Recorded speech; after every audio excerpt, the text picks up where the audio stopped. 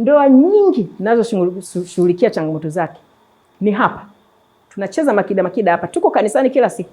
Tunajua shetani, tunamuimba kila siku, toka kwa jina la Yesu. Tunajua shetani, namkataa shetani na kazi zake zote.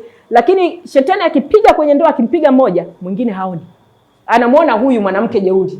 Haoni kwamba kuna adui hapa kaisha tuvamia, niache kupambana na huyu mwanamke, nimtafute Mungu. Huyu mwanamke ambaye alikuwa anaombewa na mapepo yakaripuka, yakawa yanaongea ndani yake, anasema huyu ni mtoto wetu, sisi ni mapepo kutoka ukoo wa baba yake na ukoo wa mama yake, na huyu ni mtoto wetu, sisi tunamtumia kama mganga wa kienyeji. Basi yakaombewa pale, yale mapepo yakatoka. Yalipotoka, yule mwanamke akawa anaulizwa aelezee maisha yake.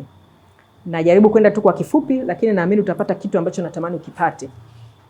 Yule mwanamke akasema yeye alikuwa vizuri kwenye familia.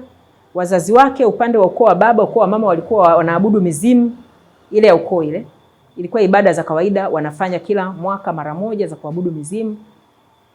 Yeye hakuweza kuingia kwenye maisha ya ndoa. Anasema maisha ya ndoa yalikuwa changamoto kabisa kwake, mahusiano yalikuwa hayawezi kudumu. Akiingia kwenye mahusiano yanavunjika bila kueleweka, bila sababu.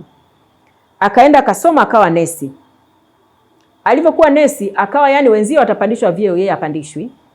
Watu watalipwa allowances, yeye atasaulika. Yani hakuna kinachoenda, anachukiwa na mabosi wake na wenzie, yani havieleweki. Basi katika kuhangaika watu wakamshauri twende kwa mganga wa kienyeji.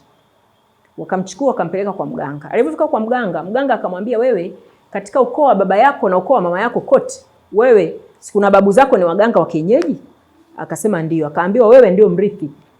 Huwezi kufanikiwa kwenye kazi hizo. Wewe ulishaandaliwa kuwa mrithi wa ule uganga.